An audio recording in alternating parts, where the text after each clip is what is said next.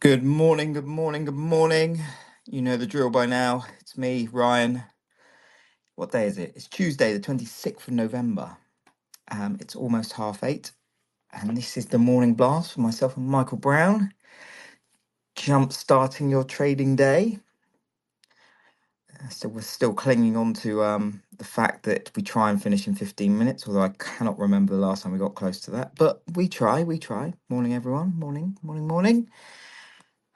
Where's old Brown Shoes? Come on, Brown Shoes, come on down. All right, Basie. Um, I'm gonna have to get him to start trusting me to do the legals because this is dead time right here. We could be doing legals right now, but unfortunately, he does not trust me. Just picturing him getting all confused trying to work his mobile phone. Come on, Mr. Brown. Let's give him a message on the old WhatsApp. Minution. There he is. One sec. Come on, Mr. Brown. Oh, I bet he's in a right flap, trying to use his mobile phone. Cups and string. He's not even answering his WhatsApp. This is going to get awkward. I tell you what I could do. Fuck it. Let's do the legals regardless. Nothing discussed on this Spaces session constitute trading or investment advice or infers any kind of endorsement by PIQ Global Limited, traders PIQ or PIQ Suite, or indeed its affiliates, including the hosts. Well, that might be plural at this rate because fuck knows where Mr. Brown is. But what I tell you what I can do. Let's crack on. Oh God, the pressure, the pressure. Let's crack on and do some headlines via our dear friend Zach. Oh, I mean, of course, there he is. Right, right. Everyone, give him some grief, please, when he turns up. The state of it, the absolute state of it. Oh, he was on the phone to Amanda Cooper. I've sent you a invite, mate. There you go. I'm here. Hello. Good morning, Ryan. Good morning, everyone. Oh, what time do you call this? Well, sorry, I was on the phone with someone far more important than you. So Well, given I know who that was, yes, I agree. Um, exactly. not to worry, not to worry. Right, I've done the legals, I've done the intro, I've told a few jokes, a little bit of a song. Yeah, over to you. Oh God, I really don't want to know what jokes you told because they probably weren't particularly clean, were I, they? I did not tell my lucky blue joke coat. Dawn will be very happy to hear that. I can see Thank Dawn God listening for in. that. Should we move on from that? Yeah, please, mate. Good. Right. Good morning, everybody. In terms of yesterday, then, it was a bit of a choppy day in the equity space, but ultimately a day which ended with gains. The S&P 500 up by about 0.3%, and some really decent strength coming through in the small caps, actually, with the Russell adding about 2% on the day, closing at a fresh all-time high. On the equity market, actually, a stat from Bloomberg this morning in Bloomberg Daybreak, and that is that since 1950, from the Oh, Tuesday God. before, well, yeah, exactly, when I started in the markets, um, from from the Tuesday before Thanksgiving, which is today, of course, to the second trading day of the new year, the S&P 500 has risen 80% of the time, with an average gain of two spot on six on percent. 20% of the volume. There you go. That's all. Well, exactly, because everyone buggers off for Thanksgiving and Christmas. But nonetheless, perhaps seasonals bode well for a rally into year end. Speaking of a rally, that is exactly what we saw in the Treasury complex yesterday, with some chunky gains across the curve, with the move led by the long end. 2-year yields trading about 10 basis points lower, 10 and 30-year yields at one point falling as much as 15 basis points on the day, and the 2s10s spread inverting once Ooh. again, briefly trading below zero. And this is mainly a reaction to the weekend news that we had of Scott Bessent being nominated as Trump's Treasury Secretary. The market seemingly taking that relatively well, effectively saying, the adults are sort of back in the room, but then getting a reminder overnight that perhaps the adults aren't back in the room because Trump took to Truth Social, which is obviously his social media network to announce some tariffs, and that is a 25% tariff that will be imposed on all imports from Mexico and from Canada.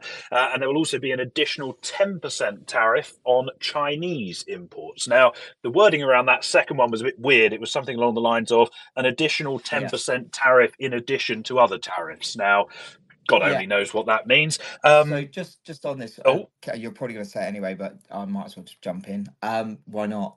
Just again, a lot of people just been kind of spouting this off as that's kind of the flat line tariff, so 25 for Mexico and Canada, and what will be 35 for China. But as a few people that have kind of dug into it and actually, well, read the actual post, it is only until such time as drugs and in particular fentanyl and illegal aliens stop this invasion of our country, to quote him. So it's not that it's yes, going to those be are a permanent very true. factor. It's, it's very, well, potentially temporary. I did love the fact that Bill Ackman said the market should be up, not down on this news, saying that the tariffs are best interest of America. I mean, you could argue that he's correct in terms of best interest of America, but I'm not sure you could argue. Is he Yeah, long? this is it, right? Talk your own book, much man. But anyway, sorry.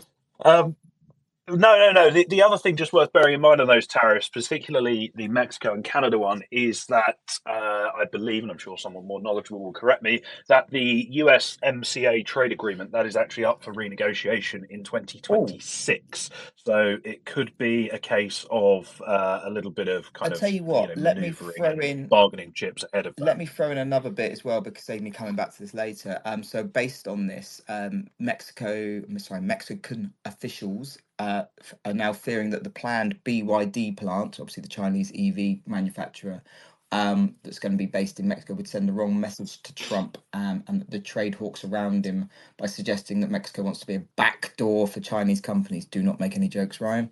To sell to Americans. So this could, in theory, potentially put this plant, BYD plant that's meant to be built in Mexico, at risk. So it's one to keep an eye on for EV names, I guess. Indeed, yes, and you would say probably they're right in Yeah, that thinking. Trump smalls. wouldn't look too favourably on that. Let's be honest. The market reaction to that has been pretty much as you would expect. The Mexican peso lower, the Canadian dollar lower, dollar CAD trading to around about a 4-year high this morning. We've also seen some notable softness in European equities, particularly in the Oh, auto space. And I guess this is because if you look at the kind of top four, arguably, targets for potential tariffs, they are Mexico, Canada, China, and Europe. Well, which one has targets yet? It doesn't take a genius to work out which one might be coming next, and that seems to be what markets are pricing in this morning. In terms of other market moves and headlines from yesterday, we saw some marginal dollar softness, with the dollar index trading about a tenth of 1% softer to a low of 106.80, although we have paired the majority of those losses overnight in a knee-jerk move higher on the back of those tariff headlines. We did, though, see the euro reclaim the 105 handle during the session yesterday, although again we are trading below that level this morning. And in the commodity space, we saw some of the geopolitical risk premium that was priced in last week got priced out yesterday. Gold down about 3.5%. That was the yellow metals' worst day since November of 2020. And we also saw crude trading about 3% lower as well, to WTI trading below $69 a barrel. There were quite a few headlines and catalysts yesterday. So just to rattle off some of those relatively quickly. In terms of economic data, we had the latest sentiment surveys out of Germany from the IFO Institute. It was German data, so of course it was pretty grim. The yeah. business climate index that fell to 85.7 in November, down from a prior 86.5. We also had some supply out of the United States yesterday, a very solid 2-year auction that stopped through the when issued by 1.8 basis points, and also saw the highest level of indirect demand since July, perhaps a sign of participants locking in yield as the Fed continued to Yes. deliver rate cuts. In terms of that news, then a few headlines from yesterday. We heard from, here in the UK, let's start here. We heard from a few BOE policymakers yesterday. Deputy Governor Lombardelli reiterating that she supports a grand monetary policy. and external NBC member Dingra, who I've suddenly become a Oh fan my of, not days. because I'm Whoa, whoa, liking, whoa, whoa, well, whoa, not whoa, because whoa. I'm Is this a kidnap tweet? You being a fan of a central banker? no, no, no, no, no. It's nothing to do with her monetary policy views, which are complete All nonsense. right, okay. It's because she devoted her whole speech yesterday at the BOE Watchers Conference to Yes. basically slagging off the ONS because they can't Oh, produce okay. accurate labour market data, and because apparently, according to memos seen by Bloomberg, they may not be able to produce such data until 2027. I reckon you and I could go and do a straw poll by then that would be more accurate than what they're So producing, but never this is very mind. much enemy of my enemy is my friend, kind of why you like her all of a sudden. Yes, Right. exactly that. Exactly that. Sticking with here in the UK, we also have the Chancellor yesterday who was spouting complete nonsense, saying that in the round, the budget measures are, and I quote here, good for growth and good for jobs. Yeah. They're not. They're bad for growth and bad for jobs, but never mind. We also heard from the UK that the FCA, they're going to slap a £40 million fine on Barclays. This is because Barclays didn't tell anyone about what the Qataris are doing there. Barks say they took a provision for this in Yeah, 2022, so that's there's going called to be a no material yeah, that's called impact. a cost of doing business. They priced that Yeah, in. They exactly. might have made 2 billion out of it, but yeah, okay, if it's a small fine, there you pay it. Yeah, and 40 mil for Barks is nothing. Let's be completely honest. Back in the United States, Reuters were reporting yesterday that President Trump is preparing an energy plan. He's going to lift a pause on new natural gas export permits and also seek funds to replenish the Strategic Petroleum Reserve. Of course, this comes as Scott Bessent, one of the things he's talked about previously, is increasing US crude production by 3 million barrels per day. So that ties in a little bit there. We also had some news out of the States yesterday from Macy's. One of their employees has hidden about $150 Yeah. million worth of delivery expenses. How he kept that parceled up and under Oh wraps for so long, God. I'm not sure. Oh But God. nonetheless, they have. They were meant to report earnings today, but that has instead been delayed until the 11th of December. Last but by no means least, in the United States, if Tom Talks Cars is on It the call, is. this is one for him. Good morning, Thomas. Intel and the US Commerce Department, they are apparently close to finalizing this $8 billion grant that Intel are going to be getting. This was via CNBC. And just moving to Europe, as I said, there God, was a lot of jeez, news yesterday. Louise. I know, I know. A lot going on. Here in Europe, firstly, the SPD in Germany, they have confirmed that Olaf Scholz is going to be their candidate for Chancellor in the election held on the 23rd of February next year. Olaf Scholz is not going to win that election and will not be the next German Chancellor, but nice that he's thrown his name in the hat anyway. And last but by no means least, I believe, some banking news. Of course, UniCredit have been in the headlines recently because there have been some chatter that they're looking to take over Commerzbank, and they bought a significant stake in the bank. Well, they have now launched a takeover bid of Banco BPM, and we heard from the UniCredit CEO yesterday saying that the probability of a deal with Commerzbank is, quote, lower than expected and reduced but not zero. So it looks like some significant cross-border consolidation in the European banking sector is not going to happen just yet. Ah, perfect. Well, okay, thank you for that. I will rattle off some headlines via our dear friend Zach. Starting off macro-wise in Japan. So Japanese PM Ashiba said on Tuesday morning, so our morning, he will ask companies to implement significant wage hikes at next year's labour negotiations. This is as his government puts pay rises at the top of its public policy priorities. Try saying that 3 times fast. Speaking of Japan, my favourite economic data was released last night, Tokyo inflation print. The best leading indicator out there by far. A leading indicator of Japan's service sector inflation held near 3% in October, offering further evidence that conditions for another near-term interest rate hike by the BOJ were falling into place. Woohoo! Just in time to have to cut them again by the looks of it. Moving to the UK. Annual UK shop price deflation lost steam in November, driven by higher fresh food prices on increased winter-related costs, while retailers' additional costs next year suggest the end of falling inflation. This is, of course, according to Nielsen IQ. Sorry, we are seeing a lot. Just anecdotally, we are seeing a lot of food markets, ag markets, hit all-time highs, like like coffee, orange juice, etc. So, my bet is on we have when not if do we see this wave of food inflation coming our way. Anyway, moving to Germany, former. No, don't tell Dickie Matthews. He'll Oh no, be I all know, over that. right? Founding member of the rate hike club. Um, Moving to Germany, former German Chancellor Merkel, and Bavaria's Prime Minister Jesus. Sola said they're open.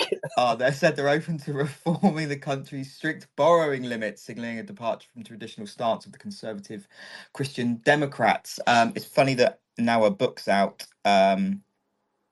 She's all getting all public again 'cause she did disappear quite sharpish after losing power. So, are we seeing a return of Merkel to politics? I don't know. It's seeming increasingly likely. I mean, I'm not a to fan. be honest, if I was, I'd probably disappear quite quickly, given that you spend your entire chancellorship cozying up to Russia, and then 2 months after you retire, they go and invade and start marching across Europe. It's not exactly the best foundation for a political legacy, is it? Yeah, well, exactly that, right? So Joe, right, so moving to France. France is eyeing investments in strategic companies and conducting a review of its corporate assets. This is the country's finance minister told L'Echo newspaper just after the government offered to buy Atos, advanced computer business. Again, this kind of, you could argue that this ties in with the kind of headlines we saw yesterday from like NATO and all that stuff, saying that European economy should start bracing for like wartime scenarios. You're going to see a lot of people or a lot of commentators onto it to get very very frothy knickers over this. So one to watch. Russian seaborne crude exports saw their biggest drop since July, with shipments sliding to a 2-year low. That's as flows to key buyer India fallen sharply. Speaking of import export, Chinese buyers are loading up on Brazilian soybeans from the coming harvest, taking advantage of attractive prices in a move that will also help safeguard supply at a time when concerns about worsening trade tensions with the US are running high. I'm sure this is something that myself and Angie will talk about at 2:15 UK time today for our second very, very short ag markets preview or daily market preview.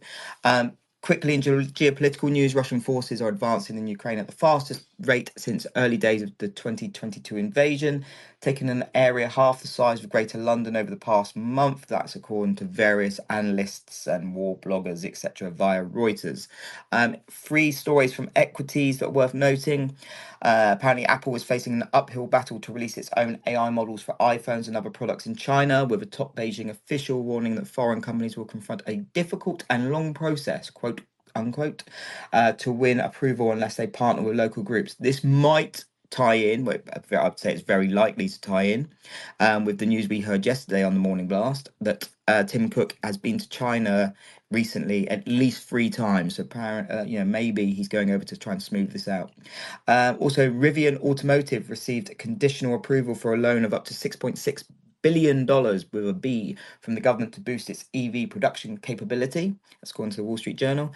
And finally, for me, Taiwan's semiconductor output in October soared to a record 19.78% due to strong demand for high performance computing, HPC, for those in the know. I'm looking at Tom on that one, and AI chips. That's double digit growth will continue for the next 2 months, according to the Economics Ministry. And that's your lot from me. Oh, and apparently, I'm not. Um, Apparently, Zach said to style it out, but I shouldn't. Apparently, I just misunderstood the wording of the headline regarding the leading indicator on Japan. It wasn't my favorite data. It was just Japanese service oh PPI dear. rather than CPI. So I take that one Oh back. dear. But all hell Tokyo inflation numbers when they do come out. See, I'm too honest for my own good. Did you?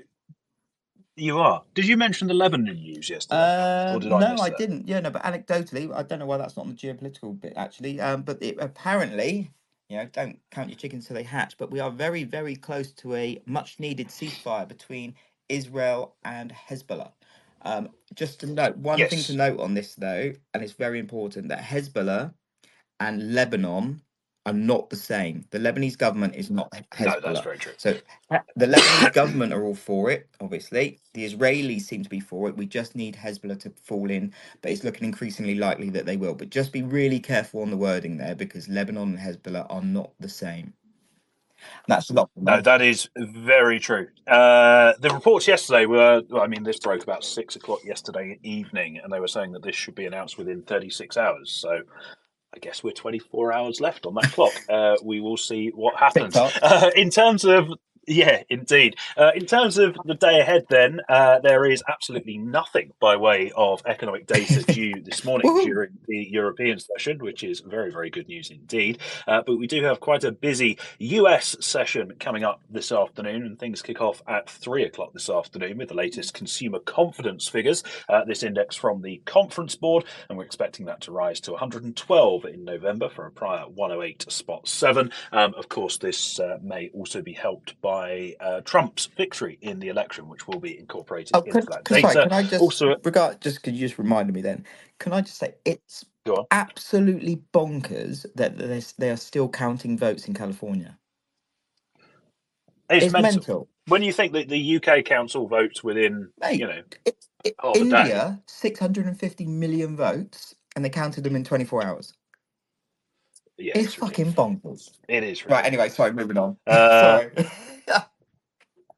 Yeah, well, no matter how many votes they count, I think we all know Well, who's yeah, going to win exactly. California anyway. But also at 3 o'clock this afternoon, we have the latest new home sales figures from the states, and the Richmond Fed Manufacturing Index is due as well. Into the evening, we have a 5-year auction out of the United States, $70 billion worth to be auctioned off at 6 o'clock, and then at 7 we have minutes due Oh, FOMC meeting. is he? Of course, the FOMC having delivered a 25 basis point cut at that November decision, and I don't anticipate that the minutes will be of particular interest, given that that was very much as expected last month. In terms of central bank speakers, we've got 5 from the ECB due to be on the wires today, as well as the BOE chief economist Hugh Pill. And on the earnings docket, it is actually quite busy after hours today. A lot of I would call them tech firms, but someone more knowledgeable than me will probably tell me that they're not. After the market close, we anyway hear from Dell, Workday, HP, and also from CrowdStrike. And of course, CrowdStrike, if you think back a couple of months ago, were, effectively the cause of no computer anywhere in the world working. So we'll see how that impacts their earnings when they drop after the close. And that is pretty much it from me this morning. Fantastic. Well, considering the delayed start and how much we had to get through, I think we've done all right. But yeah, thank you Indeed. very much for that, Mr. Brown. Everyone, just a quick reminder again that myself and Angie are doing our 5 minutes. Apparently, it's meant to be 5 minutes. Rapid roundup of the latest pricing, flows, and market moving news in agricultural markets. That's at 2:15 London time. So tune in for that. But yeah, we will see you tomorrow for the morning blast on Wednesday. Mr. Brown, thank you so much. Listeners, thank you so much. If you are trading today, as always, keep it tight, and we will see you tomorrow. We will indeed.